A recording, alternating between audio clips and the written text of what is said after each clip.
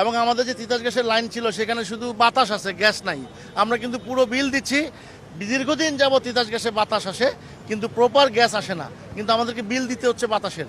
আমরা বহুদিন বলে আসছি যে গ্যাস লাইন যে মুষ্টিময় কিছু ব্যবসায়ীদেরকে, এই যে নব্য ব্যবসায়ী যারা আপনার এই যে এলপিজি গ্যাসের নামে বাংলাদেশে যে সিন্ডিকেট করেছে, তাদের কারণে বাংলাদেশে গ্যাস উত্তোলন হয় নাই। যারা এলএনজি ব্যবসায় জড়িত ছিল, বাংলাদেশের গ্যাসকে অকার্যর করে তারা এই এলএনজির নামে লুটপাটের জন্য তারা এই ব্যবসাগুলো চালু করেছে এবং এতে সবচেয়ে ক্ষতিগ্রস্ত হয়েছে আমরা নিম্নবিত্ত নিম্ন ব্যবসায়ীরা, মানে স্বল্প আয়ের ব্যবসায়ীরা। সুতরাং আমাদেরকে বেশি দামে সিলিন্ডার কিনতে হচ্ছে। সেই সিলিন্ডার অত্যন্ত ঝুঁকিপূর্ণ, আপনারা দেখেছেন। সেই সিলিন্ডারে গ্যাস থাকে না, সেই সিলিন্ডারের দাম দফায় দফায় বাড়ানো হয়, কমানো হয়। এই যে একটা অরাজকতা এই সেক্টরে চলছে, এই সেক্টর থেকে আমাদেরকে পরিত্রাণ চাই। আমরা চাই লাইনের গ্যাস অবিলম্বে চালু করা হবে, যাতে আমরা যে মানুষের প্রথম শর্ত হচ্ছে অন্ন, বস্ত্র, বাসস্থান, চিকিৎসা, শিক্ষা।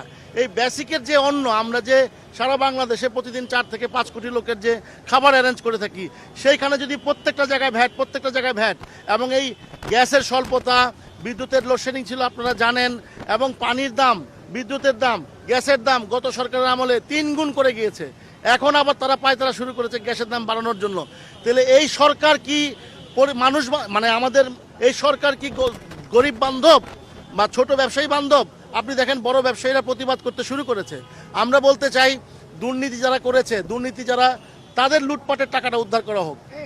যারা এই দেশে লুট করে বিদেশে নিয়ে গেছে, আমাদের যে প্রধান উপদেষ্টা মহোদয় আছেন, ওনার ব্যাপ্তি অনেক বিশাল। সারা পৃথিবীর মানুষ, সারা পৃথিবীর বড় নেতারা তাকে রেসপেক্ট করে। উনি যদি চায় সারা পৃথিবী থেকে টাকাগুলো কিন্তু নিয়ে আসতে পারে। এই গরিবের উপর বোঝা না চাপিয়ে, সাধারণ মানুষের উপর বোঝা না চাপিয়ে। আপনি জানেন মূল্যস্ফীতি 13% আছে সরকারি হিসাবে, কিন্তু আমরা দেখছি মূল্যস্ফীতি 30%। আমরা এখন পর্যন্ত আমাদের ব্যবসায় স্টেবল করতে পারি নাই। এর মধ্যে বড় মানুষের জন্য যে আইন, আমাদের জন্য একই আইনে অডিট রিপোর্ট দেওয়া, আপনার প্রকিউরমেন্টের উপর ট্যাক্স দেওয়া, প্রকিউরমেন্টের উপর ভ্যাট দেওয়া, এই যে নানান জটিলতার সৃষ্টি করা ছোট ব্যবসায়ীরা তখন আন্ডার টেবিল ম্যানেজ করে।